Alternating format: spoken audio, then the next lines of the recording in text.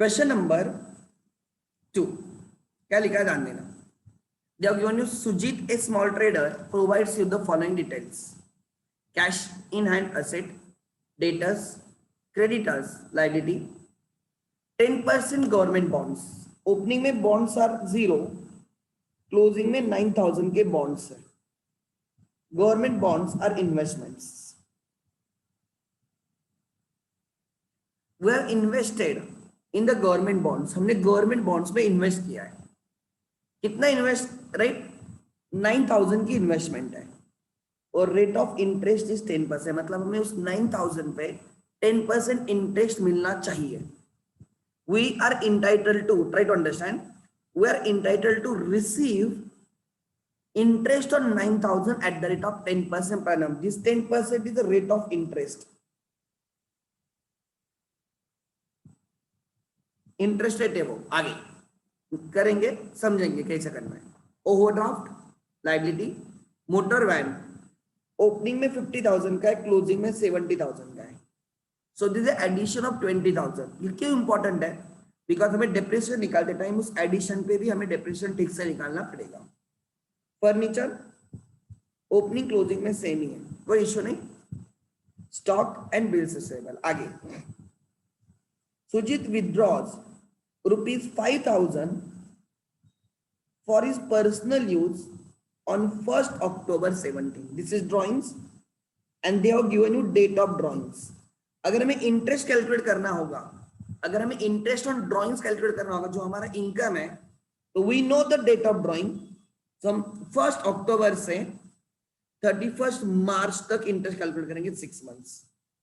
देखो उन्होंने आपको ड्रॉइंग्स की डेट भी ऐसे दी है, मिड ऑफ द ईयर ही दी है, so that interest on drawings अगर आप कैलकुलेट भी करोगे वो 6 मंथ्स का ही रहेगा.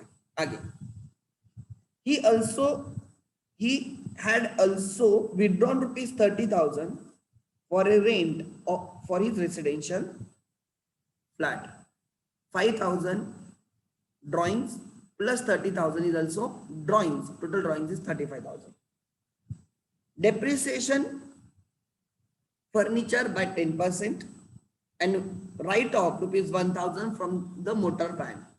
तो फर्नीचर को हमें 10% से डेप्रिसिएशन देना है एंड मोटर वैन को 10% राइट ऑफ कर 1,000 राइट ऑफ करना है, मतलब वो डेप्रिसिएशन है.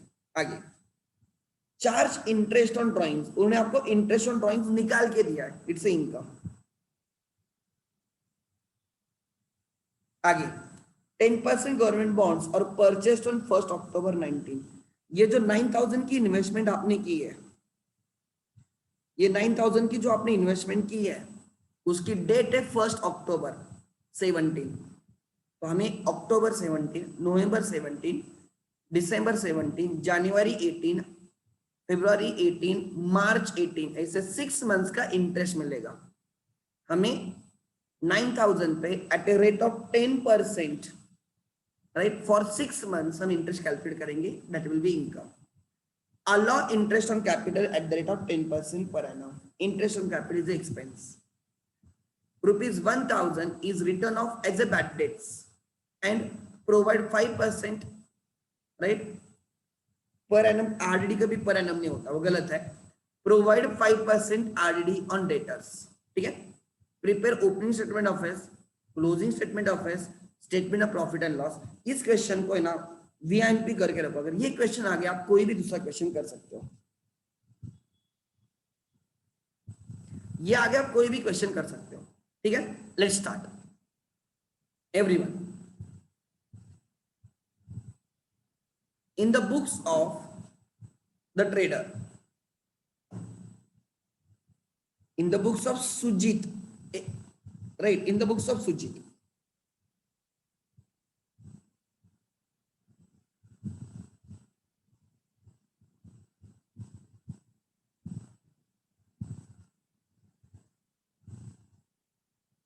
लिखो statement of affairs.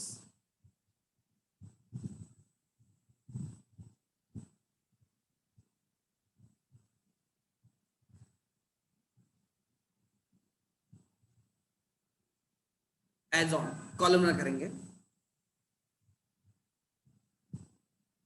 Statement of affair मतलब ही बैलेंस शीट. सिंगल एंट्री में उसको स्टेटमेंट ऑफ अफेयर्स बोलते हैं बस।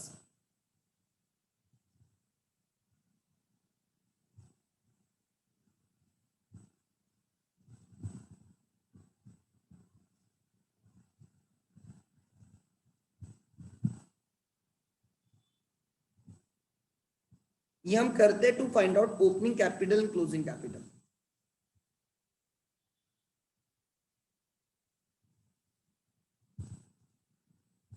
First April, 16, 17, 31 March, 18। First April 17, 31 March 18। Let's start. जो जो इंफॉर्मेशन दी लिखेंगे। Cash in hand 2000, 7000।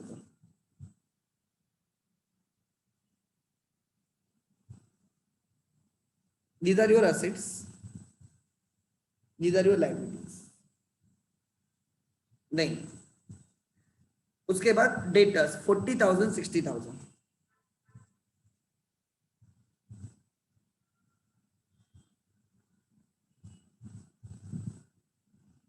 नहीं, creditors 50,000, 80,000।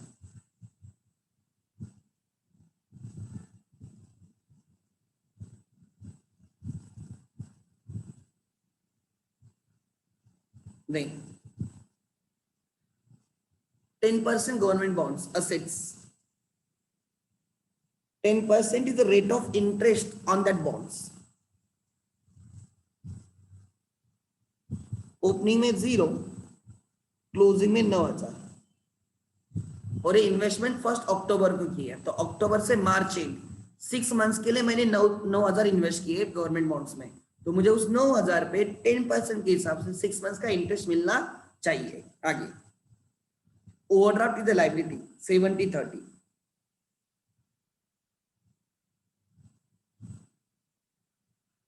Credit balance are liability, debit balances are assets. Overdraft is the credit balance. आगे 70-30। Motor van 50,000, 70,000।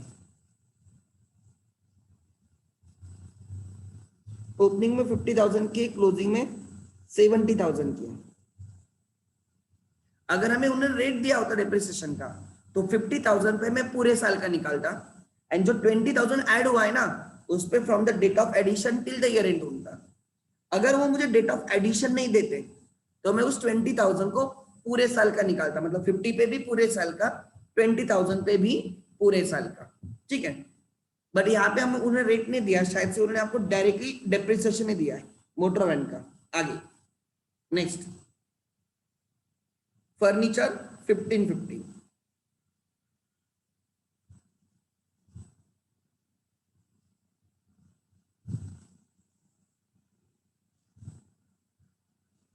No addition.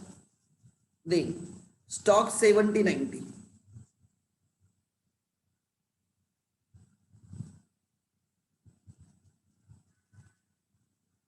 What is the last item? Bills of 70-90।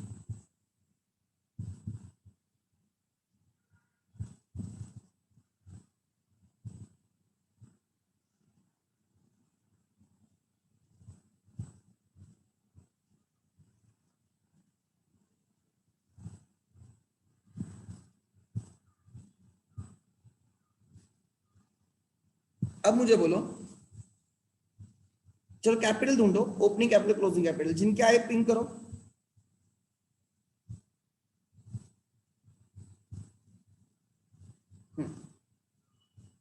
Capitals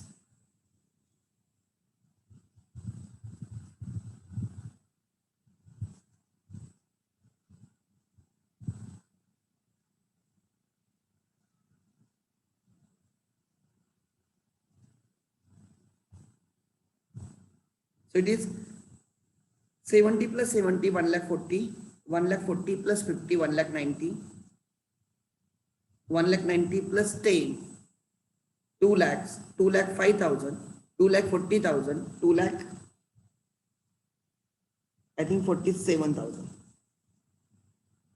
140, 190, 2 lakhs, 2 lakhs 5,000, 2 lakh 45,000, 2 lakh 47,000. Perfect. उसमें से 1 लाख 20 गया, मतलब 1,27,000. My opening capital is 1,27,000. Perfect. Good. Mansi, good. 1,27,000 my opening capital. Let me find out my closing capital. 90 plus 90, 1,80,000. 1,80,000 plus 10. 1,80,000 plus 10. 15 में से 10 लिया मैंने. 1,90,000. 1,90,000 plus 70. 2,60,000. 2,60,000 plus 60. 3,20,000. 3,27,000. 3,36,000. 3,41,000. Yeah.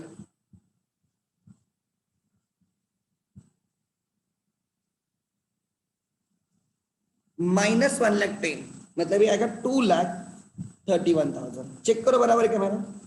Opening capital is yes yes Parag perfect 2,31,000. Good Shrutika. So opening capital 1,27,000 है, closing capital 2,31,000 है.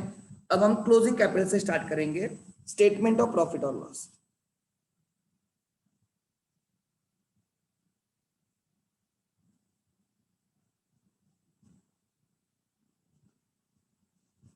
For the year ended.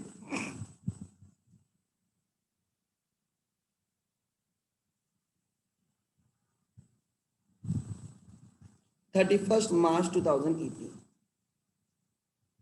Particulars rupees.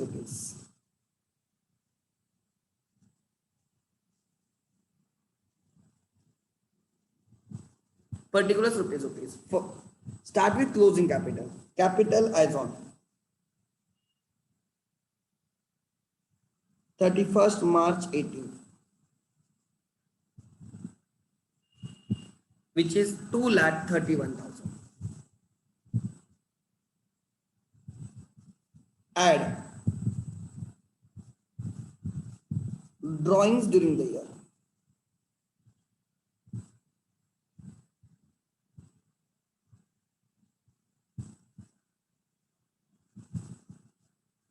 Total drawings कितनी है? यहाँ पे 5,000 for personal use, 30,000 rent of residential flat, total 35,000. और 5 plus 5,000 plus 30,000, 35 add हो जाएगा drawing. Closing capital में ऐड होता है, ओपनिंग से माइनस होता है टू फाइंड आउट क्लोजिंग, इसलिए क्लोजिंग में ऐड करते हैं to find out opening. 2,66,000 minus less additional capital introduced during the year. Additional capital है क्या रे क्वेश्चन में? बोलो एडिशनल कैपिटल कितना है?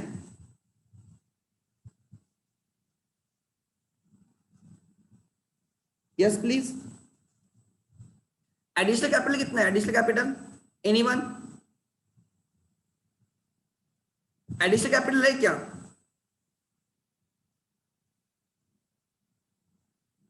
No additional capital. Okay, zero है ना? कुछ है क्या एडिशनल कैपिटल की एडजस्टमेंट? नहीं, so zero.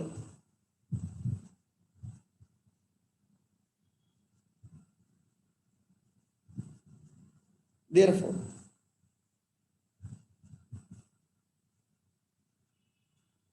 adjusted closing capital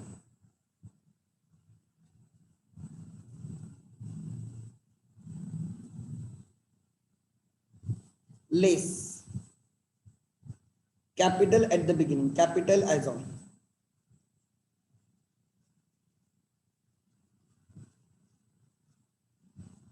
first April 2017. कितना है? 1,27,000.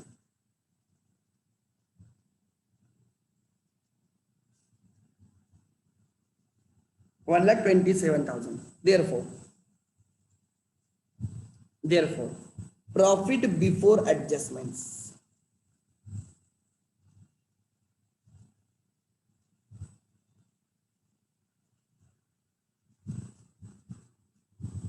triple zero 9 1 carried 1,39,000. Profit before adjustment is 1,39,000। Check करो बराबर है क्या मेरा? अगर है तो यस लिखो, नहीं तो नहीं लिखो।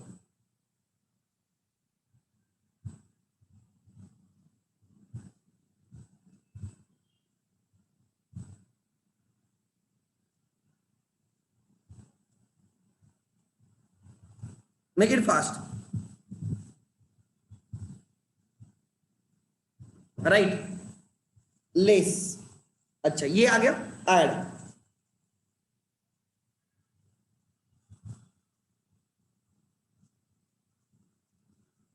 Incomes and gains less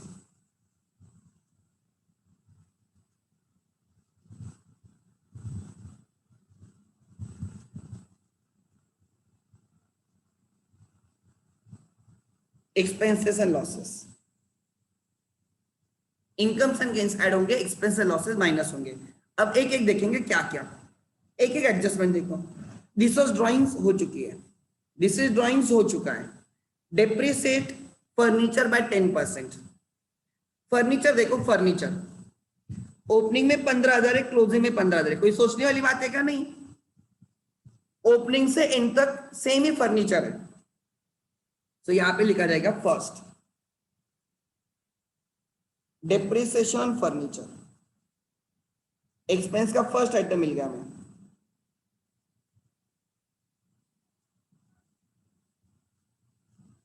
15,000 opening balance पे at a given rate 10% for the entire year.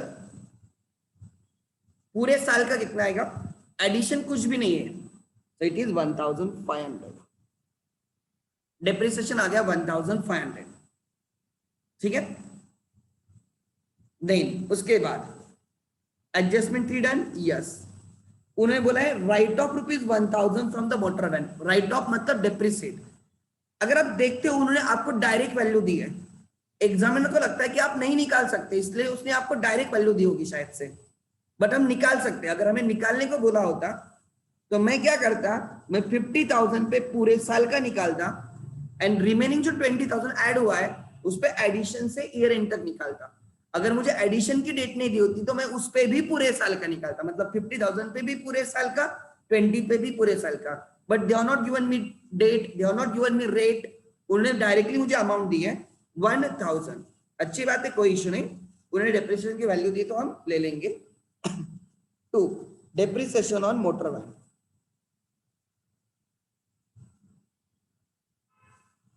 Depreciation on motor van, they have directly given you value 1,000. Next, charge interest on drawings. Interest on drawings is income.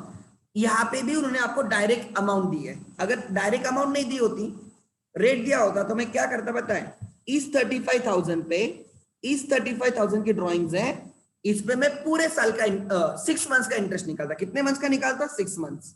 उन्होंने हमें देके लिखा है charge interest on drawing. हम owner को interest charge करेंगे, हम उससे इंटरेस्ट लेंगे। कितने का? 3,000 का।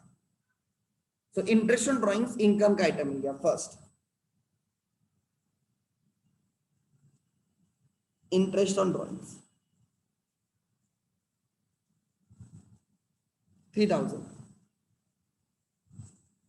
नेक्स्ट आगे 10% government bonds were purchased on 1 अक्टूबर। ये जो आपने परचेस किए ना गवर्नमेंट बॉन्ड्स, पहले जीरो थे, पहले जीरो थे, बाद में 9,000 हुए, मतलब इस साल भर में परचेस हुए 9,000 के। उसकी डेट 1 अक्टूबर है, तो उस पर इंटरेस्ट आएगा। सेकंड इनकम का second item, interest on government bonds. Interest on government bonds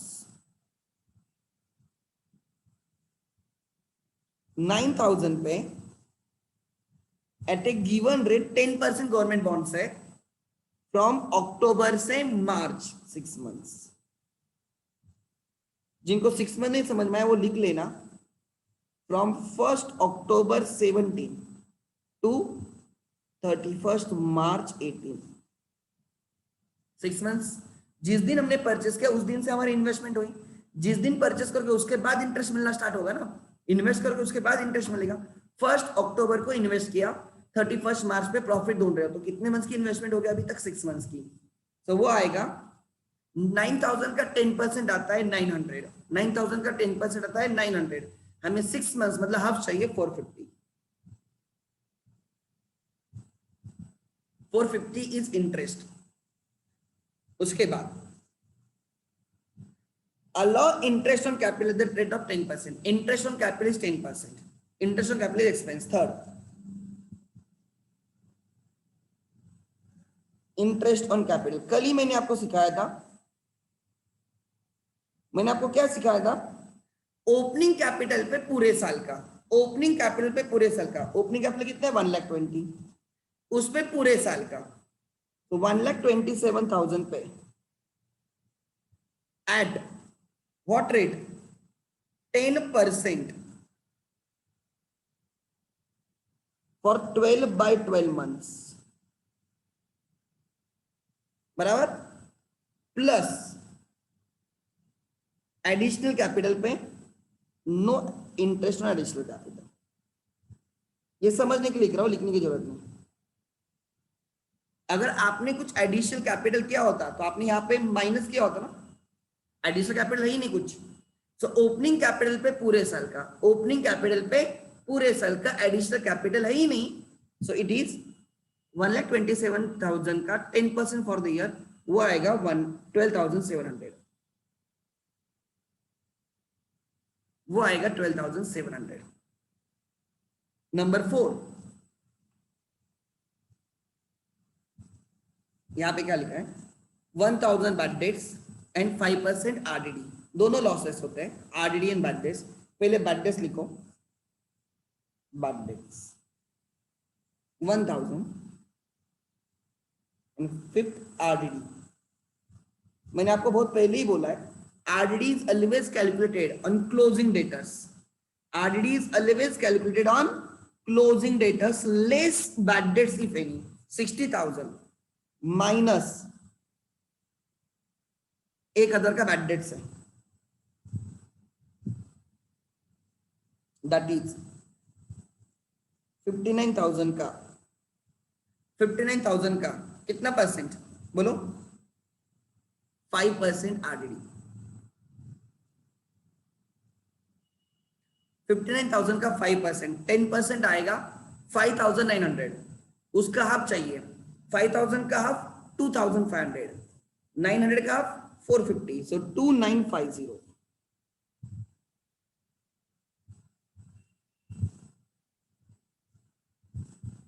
आपकी टोटल इनकम आ रही है 3,450। आपके प्रॉफिट्स बिफोर एनी एडजस्टमेंट वर 1,39,000। इनकम की वजह से your profit will increase by now 3,450। आपके टोटल प्रॉफिट्स हो जाएंगे 1,42,450। Incomes increase your profit. Expense की टोटल कितनी है? एक्सपेंस की टोटल 50,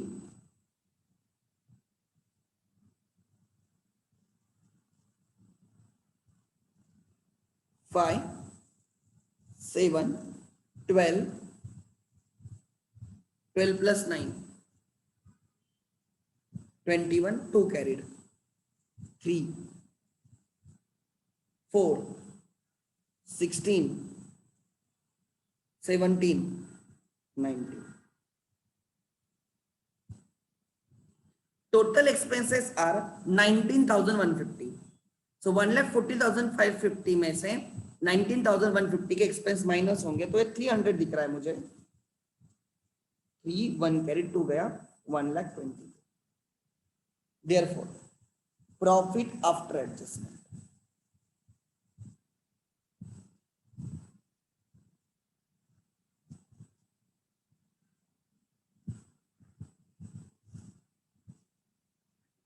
किसी को अगर कोई कैलकुलेशन नहीं समझ में आ गया तो you can ask me, I will answer the your queries. This is my answer. Check करो पीछे यही आंसर है क्या? और जिसको कुछ समझ में नहीं आया है,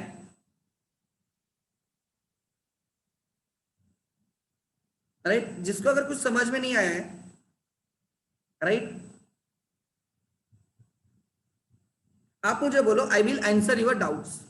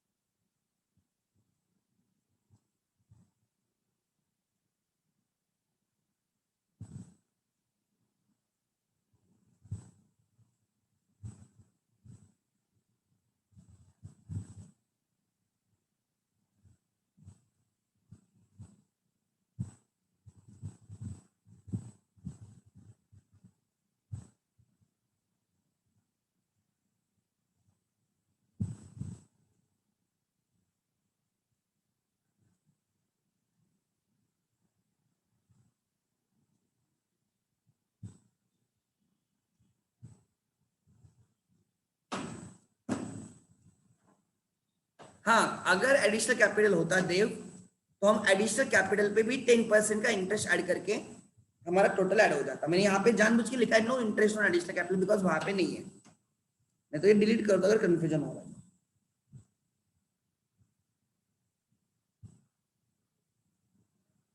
कोई कैलकुलेशन नहीं समझा तो पूछो। ये क्वेश्चन आ गया तो समझ लेना आपको कोई भी क्वेश्चन आ जाएगा, बिकॉज इसमें ऑलमोस्ट सब कुछ है। आरडी कैसे कैलकुलेट किया? Closing debtors minus bad debt. देखो 1000 बैड डेट्स था, तो मैंने 59,000 का 5% निकाला। उन्होंने मुझे 5% रेट दिया था।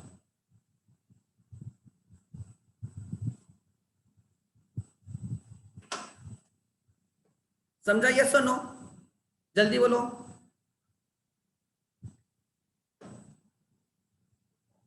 हमारा आंसर टैली हो रहा है क्या? चेक करो पीछे, चेक करो।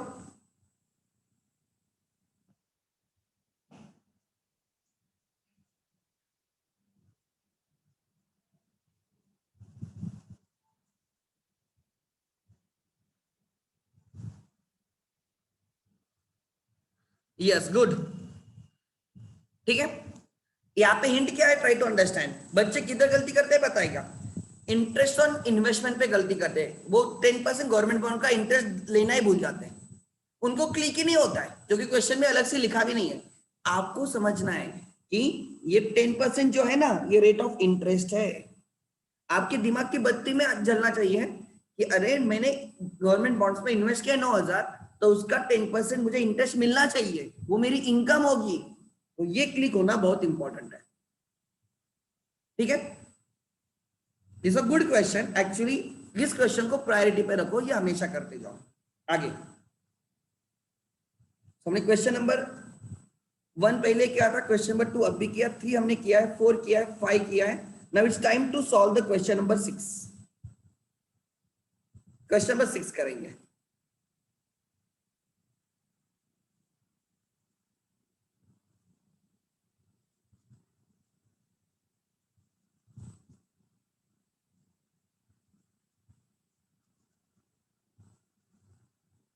Question number 6,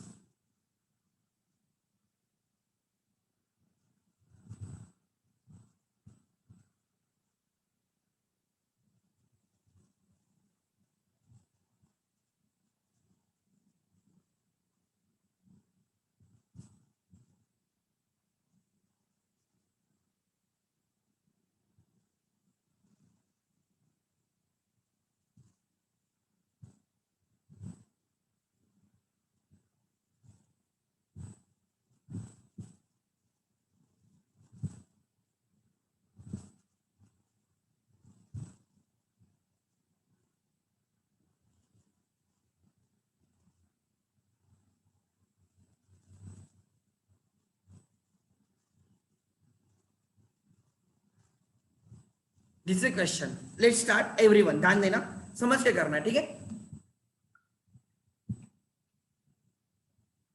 they are given you question.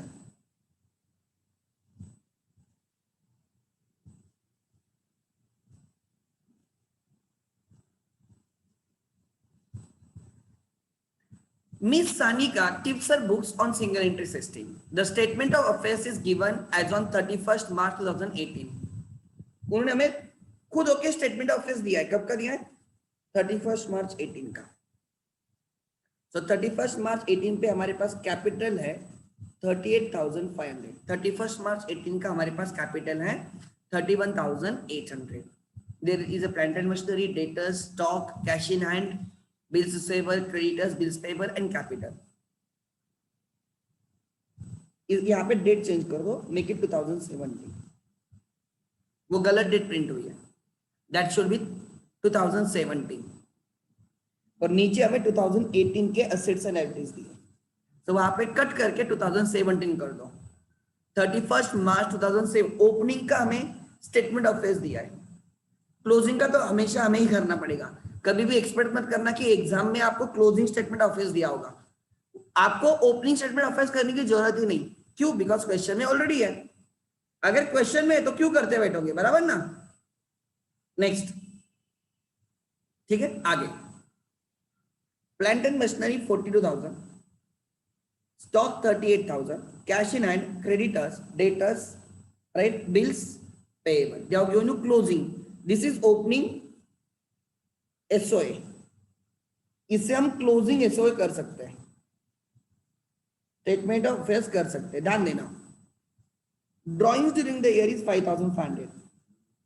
Statement of profit and loss में वो ऐड होगा, ड्रॉइंग्स ऐड होगा क्लोजिंग कैपिटल में. Plant and machinery was found overvalued by 5%. ये पर एनम गलत है. Over valuation, under valuation, RDD, PDD, इनके लिए पर एनम कभी नहीं होता है. ये प्रिंटिंग एरर है. ठीक है. पर एनम कभी नहीं होता. Over valuation, under valuation per annum नहीं रहता. स्टेट में फ्लैट रहता है 5% like. And stock is found under valued bye 20%. Per annum को कट करो, वो गलत टाइप हुआ है उनका. ठीक है. या उनको कंसेप्ट नहीं पता होगी कहां पे पर एनम होता है कहां पे नहीं. RDD was to be created at the rate of 10%, again per annum. मतलब हमेशा रेट के सामने पर एनम होना मैंडेटरी नहीं है, कॉमन सेंस होना चाहिए. जहां पे हम टाइम बेसिस पे कैलकुलेट करते हैं वहां पे पर एनम होता है. RDD, over valuation, under valuation is never ever per annum. आगे इंटरेस्ट ऑन कैपिटल, यहाँ पे पर एनम होना चाहिए. I do agree because interest है वो टाइम बेसिस पे रहता है. Interest on capital was allowed at 10% per annum. ठीक है. Closing statement of affairs, you have to prepare closing statement. Opening तो हमें दिया है, अब क्लोजिंग करना है. And statement of profit and loss for the year ended 31st March 2018. Correct. Start. हम क्लोजिंग स्टेटमेंट ऑफ अफेयर्स करेंगे. सॉल्यूशन, जहां पे मैं कट करता हूं ना, कट करते जाओ, क्योंकि वो गलत होता है. कभी लाइफ में गलत नहीं सीखना है. आगे in the books of Miss Sanika,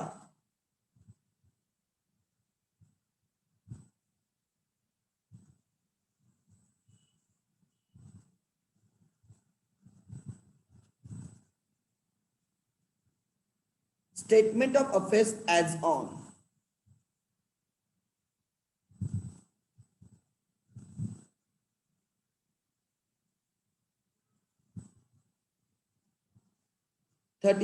March 2018. This is 2017. जो क्वेश्चन में है वो 17 है और हम एंड का कर रहे हैं 18. ठीक है. अब कॉलमनर करने की जरूरत नहीं.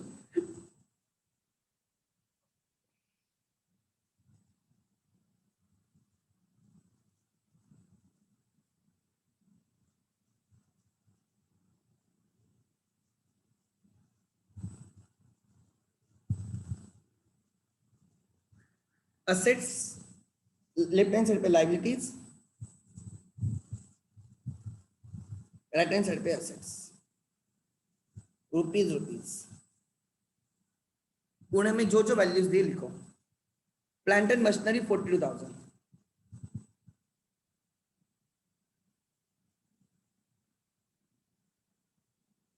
Closing stock 38,000.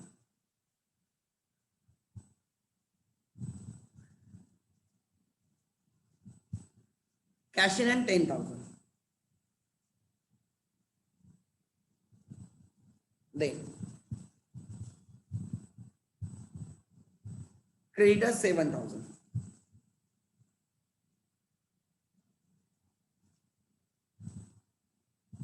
नहीं, ओ सॉरी मैंने गलत जगह पे लिखा है, क्रेडिटर्स लायबिलिटी में होनी चाहिए,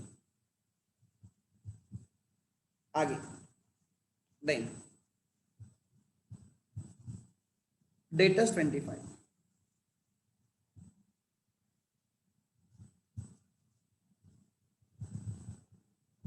डेटर्स 25, आगे बिल्स पेबल 6,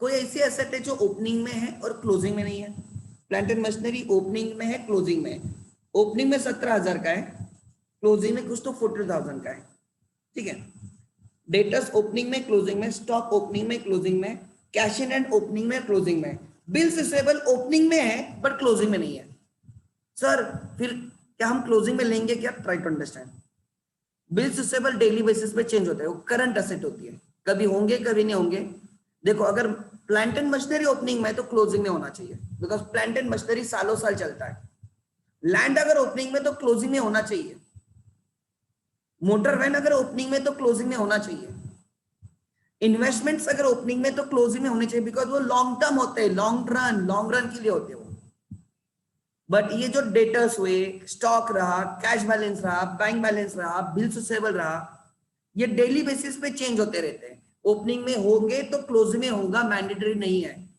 सो बिल्स रिसीवेबल ओपनिंग में है क्लोजिंग में नहीं है, कोई फर्क नहीं पड़ता, because it is a current asset, वो डेली बेसिस पे होगी नहीं होगी, होगी नहीं होगी, कुछ भी हो सकता है, ठीक है, बट ऐसे होना नहीं चाहिए कि प्लांट एंड मशीनरी में ओपनिंग में है और क्लोजिंग में नहीं है, ये पॉसिबल तभी होगा if you sell the plant and machinery during the year, आपके पास बिगिनिंग में प्लांट एंड मशीनरी थी, साल भर में अगर आप सेल करते तो क्लोजिंग में नहीं रहेगा बिकॉज सेल हो गई, बट जब तक सेल नहीं होती प्लांट एंड मशीनरी तब तक क्लोजिंग में एज इट इज रहेगी, तो यहाँ पे है 40,000 का कोई इश्यू नहीं, क्रेडिटर्स ओपनिंग में क्लोजिंग में है, बिल्स पेबल ओपनिंग में क्लोजिंग में, अब हमें कैपिटल ढूंढना होगा, कैपिटल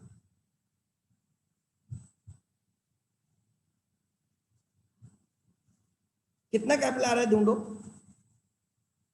हाँ 42 plus 38 is 80, 42 plus 38 is 80, 80 plus 10 90, 1,15,000,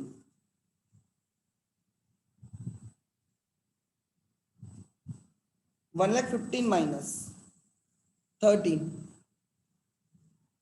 1,02,000, check करो मेरा 1,02,000 का कैपिटल आया है, yes perfect, capital missing figure is 1,02,000, total assets is equal to total liabilities 1,15,000, ठीक है, now statement of profit and loss,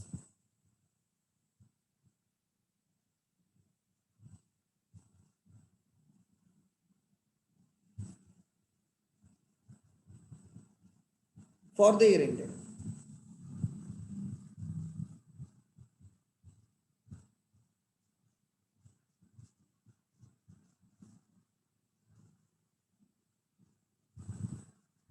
March 2018, particular rupees खुद होके कैलकुलेट करते चलो, थोड़ा स्पीड बढ़ाते चलो, ऑनलाइन के जितने फायदे उतने डिसएडवांटेजेस भी है, आपको फायदा लेना है लाइक लॉस में जाना है आपकी मर्जी है,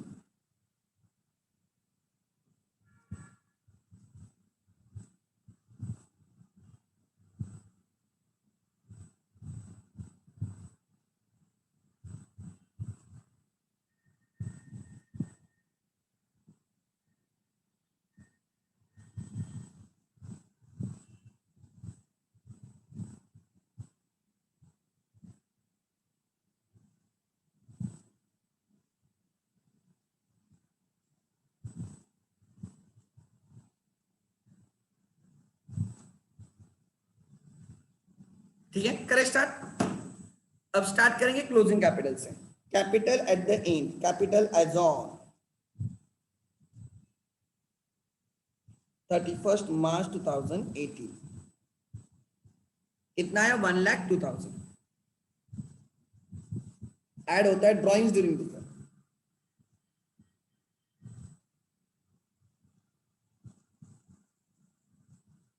ड्रॉइंग्स ड्यूरिंग द ईयर कितने के ड्रॉइंग्स है, ठीक से पढ़ो, उन्होंने लिखा होगा drawings during the year is 5500,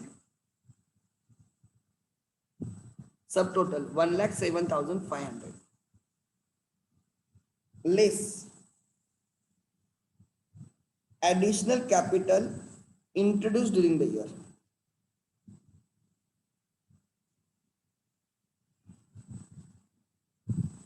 कुछ है क्या एडिशनल कैपिटल?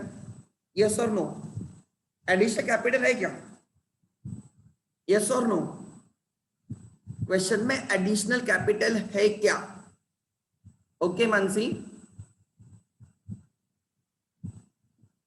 यस और नो? जल्दी बाकी लोग। नो, गुड, 0 होता तो माइनस हो जाता, नहीं है, therefore adjusted closing capital.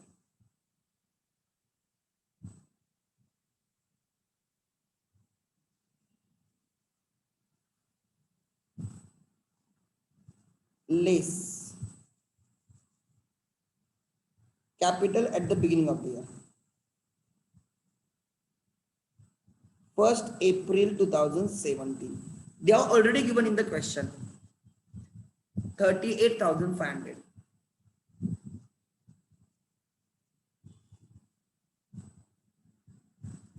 So कितना बाकी है? 000, 500 minus 500, 000 आ गया, 9,184 गया, 69,000. Yes, 69,000. Therefore, profit before adjustment.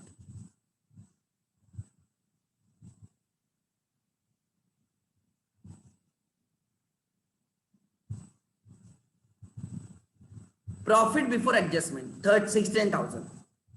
Profit before adjustment is 69,000. Add किया जाएगा इनकम्स एंड गेन्स.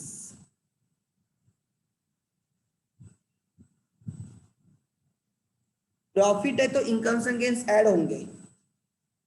ये प्रॉफिट आया ना, तो profit will increase because of incomes and it will decrease less because of expense and losses.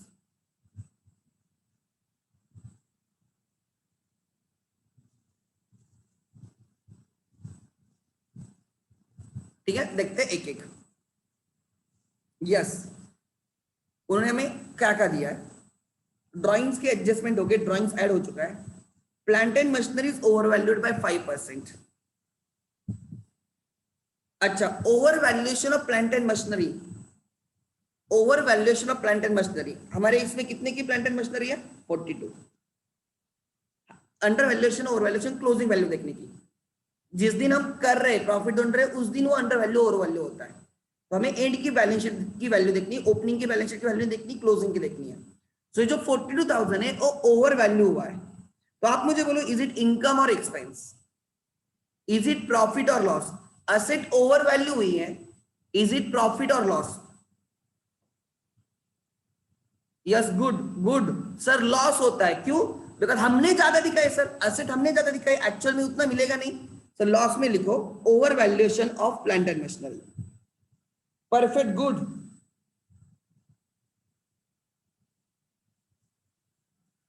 Over valuation of plant and machinery.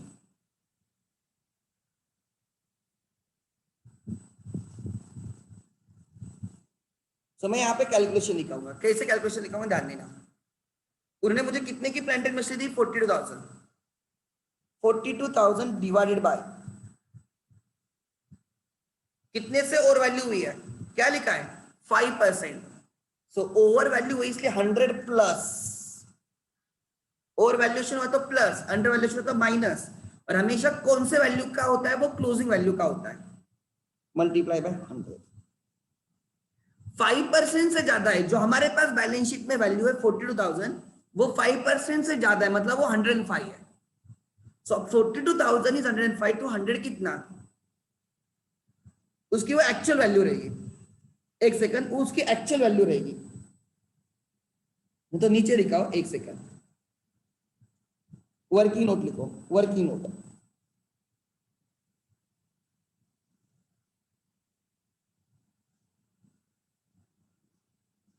Over valuation of plant and machinery.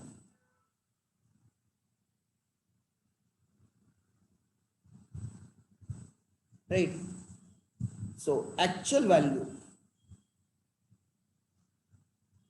हमें actual value ढूंढनी है। So given value, closing value हमेशा लेनी होती है, divide by 100 plus 5, और value इसलिए plus multiply by 100। So it will be, कोई मुझे बोलेगा एक्चुअल वैल्यू कितनी आएगी, एक्चुअल वैल्यू कितनी आएगी 42,000 divided by 105 multiply by 100, 20, this is 5 से डिवाइड बाय 20 आएगा, अरे 21 आएगा, और आएगा 2, so it will be 40,000। Actual value कितनी है 40,000, एक्चुअल वैल्यू 40,000 है, एक्चुअल वैल्यू 40,000 40 है, आपने 42 पे दिखाया, तो आपका लॉस कितने का होगा 2,000 का, आपका लॉस कितने का होगा 2,000 का। 40,000 की प्लांट एंड मशीनरी आप 42 पे दिखा रहे हो, अरे आपने ज्यादा दिखाने से आपको ज्यादा नहीं मिलेगा, एक्चुअली आप बोल रहे हो 42 बट उसकी एक्चुअल वैल्यू 40 है, जब सेल करोगे तो 2,000 का लॉस दिखेगा, ठीक है गुड।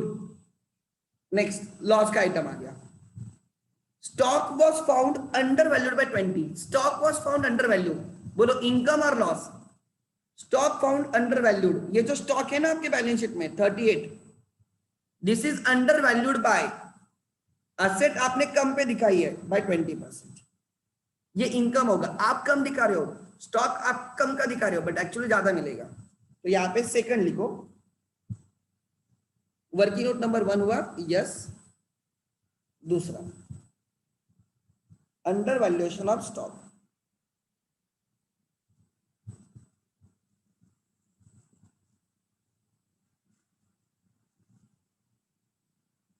हमें एक्चुअल वैल्यू ढूंढनी है। हमारे बैलेंस शीट में सर ओपनिंग स्टॉक लिया जाएगा क्लोजिंग, अंडर वैल्यूएशन ओपनिंग में नहीं हुआ है, क्लोजिंग में हुआ होता है, सो क्लोजिंग स्टॉक इज 38, सो 38,000 का स्टॉक है और वो अंडर वैल्यू हुआ है 20% से, सो 38,000 इज 20% लेस, 38,000 इज 20% लेस, मतलब वो 80 है, 100 माइनस 20, तो 100 कितना,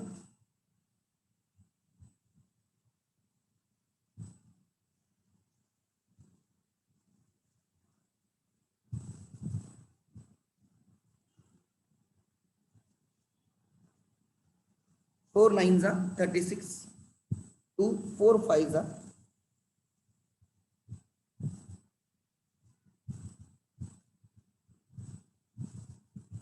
इज इट 47,500, चेक करो, yes yes, so actual value of the stock is 47,500, चाहिए तो 47,500 का 20% निकाल के देखो, 10% आएगा 4750, 20% आएगा 4,000 का डबल 8,000, 750 का डबल 1,500, ये आएगा 9,500, मतलब 47,500 का स्टॉक 9,500 से अंडर वैल्यू होके 38,000 पे बराबर आ रहा है हमारा, क्रॉस वेरिफिकेशन, ठीक है। सो 47,500 का स्टॉक हम 38 पे दिखा रहे हैं, कितने से कम दिखा रहे हैं उतना हमारा गेन होगा। First under valuation of stock,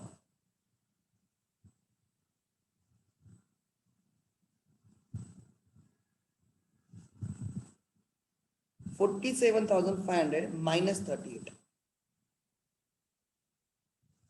is it 9,500,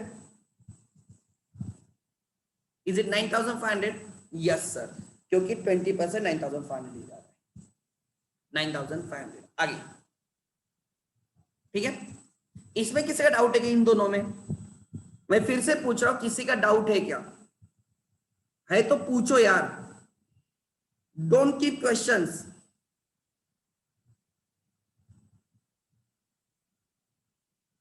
मैंने क्यों प्रैक्टिस की अब भी समझेगा आपको, कल मैंने क्यों इस पे प्रैक्टिस ली, आगे देख आरडीडी 10% क्रिएट करना है ऑन डेटर्स, डेटर्स कितने के, क्लोजिंग डेटर्स ढूंढना होता है हमेशा 25, सो 25,000 पे 10% लॉस रहेगा RDD, closing debtors minus bad debts if any, that is 25,000. Cut 10%. 25,000 का 10%, yes, 2,500. बैड डेट्स होता तो बैड डेट्स लॉस में ऐड हो जाता, लॉस में ऐड हो जाता है एक्सपेंसेस में, और फिर 25,000 माइनस बैड डेट जितना बचेगा उसका आरडीडी रहता है, ठीक है। आगे, सो 2,500 is RDD, always calculate on closing.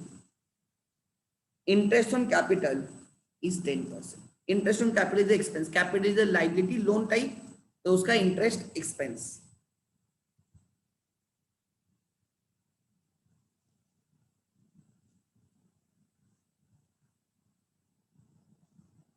On opening capital नीचे लिख, मैं वर्किंग नोट में लिखता हूं।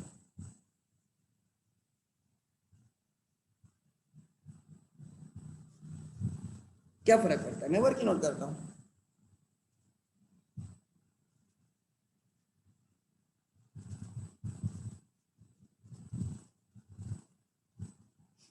कितना इंटरेस्ट ऑन कैपिटल बोला है उन्होंने, क्वेश्चन ठीक से पढ़ो।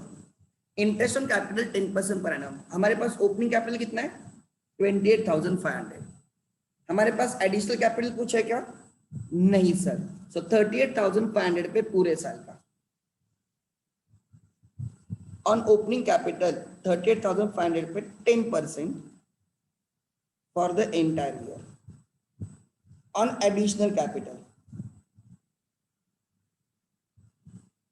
है ही नहीं कुछ, एडिशनल कैपिटल नहीं है, so it is 3850, 3850। Interest on capital is expense 3850, expense होता है एक्सपेंस 3850। सब एडजस्टमेंट हो गई, यस सर। सो अब आपका प्रॉफिट बिफोर एडजस्टमेंट था 69,000, इनकम है 9,500, therefore your profit will increase to 78,500. Subtotal of expenses is 503.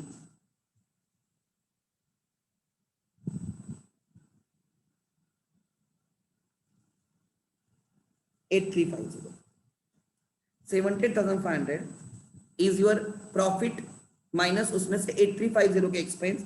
500 में से 350 गए तो 150 बचेगा, 78 से 8 गया 70 बचेगा। Therefore profit after adjustment।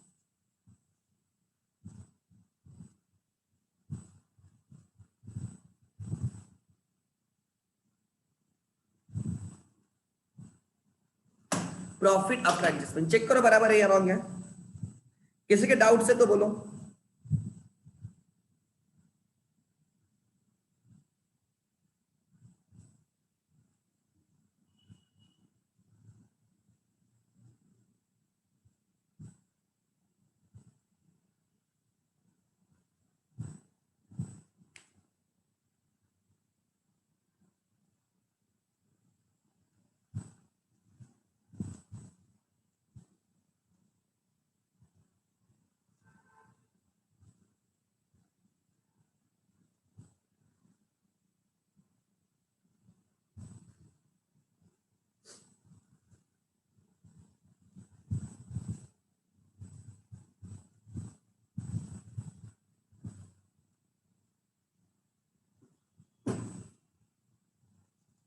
Working note number 3 check करो बराबर है क्या आंसर मेरा और उनका, कंफर्म करो।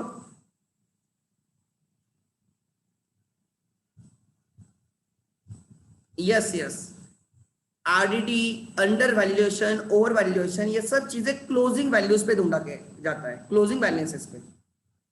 Are all calculate closing balances, closing capital नहीं, on closing balances. RDD on closing debtors, under valuation, over valuation.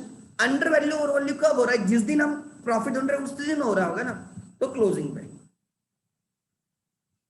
ठीक है। डेप्रिसिएशन ओपनिंग पे प्लस एडिशन पे, इंटरेस्ट ओपनिंग पे प्लस एडिशन पे, बाकी सब चीजें क्लोजिंग पे।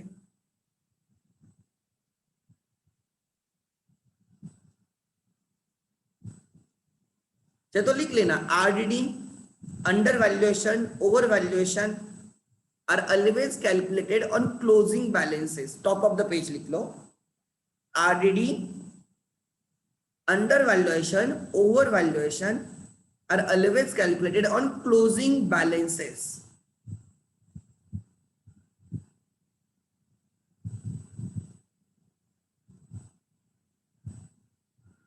अच्छा, उनका और मेरा आंसर करेक्ट है क्या, चेक करो प्लीज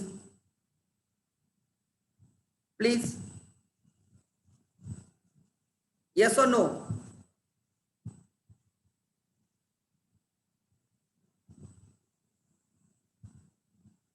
अरे अच्छा, भूमिका बोल रही यस सर, ओके, उनका और मेरा आंसर करेक्ट है, ठीक है। सो कौन सा किया अभी हमने, क्वेश्चन नंबर 6, क्वेश्चन नंबर 6 हमने किया।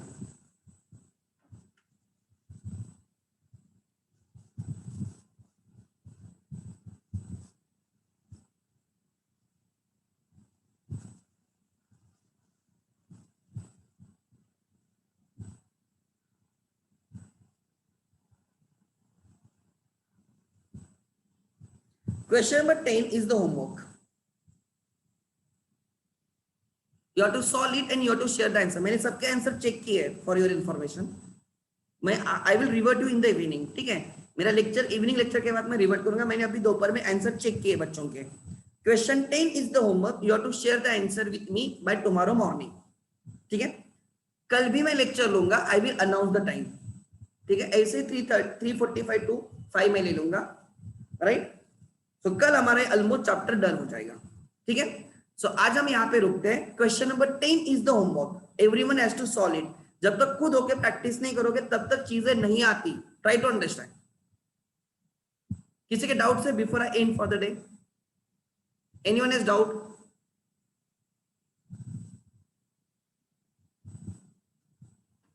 गुड, चलो